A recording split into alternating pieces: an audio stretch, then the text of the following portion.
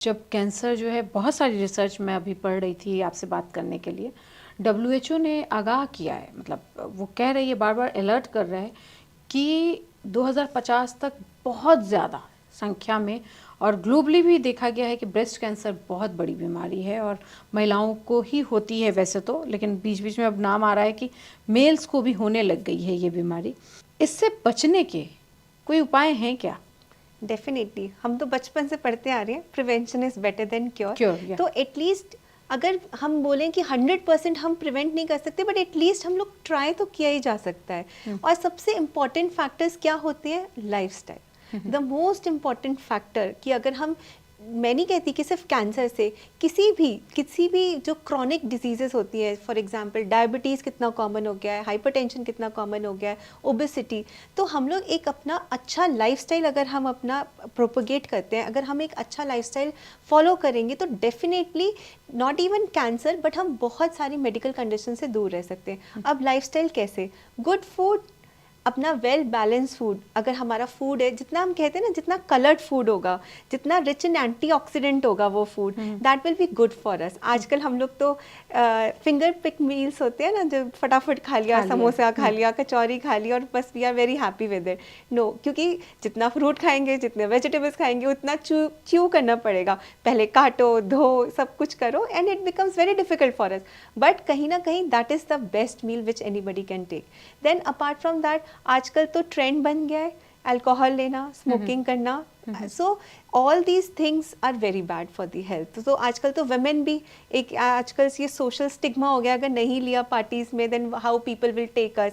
So that is also bad life style which we are towards progressing. Then third, exercise. One of the main thing is the exercise. अब हमेशा 40 to 45 minutes of exercise 5 days a week is the very good practice anybody can apply.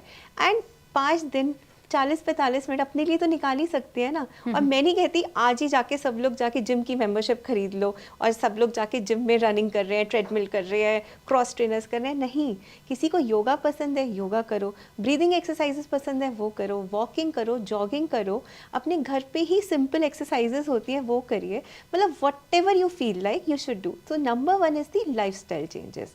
Number 2, definitely for women, specially अगर हम breast cancer की या cervical cancer की बात करें, तो very good thing which we have in hand is the screening programmes. तो screening programmes बहुत इंपॉर्टेंट हैं आज की डेट में। स्पेशली आप देखो, पहले जैसे ब्रेस्ट कैंसर्स पाए जाते थे 60 अबव में पाए जाते थे, अब 30s तक के पेशेंट्स हमारे पास ओपीडी में आ रहे हैं। अब उनके लिए क्या करें? तो पहले जो मैमोग्राफी की एज कभी 50-55 होती थी, आज की डेट में मैमोग्राफी की एज 40 years and above हो गई है।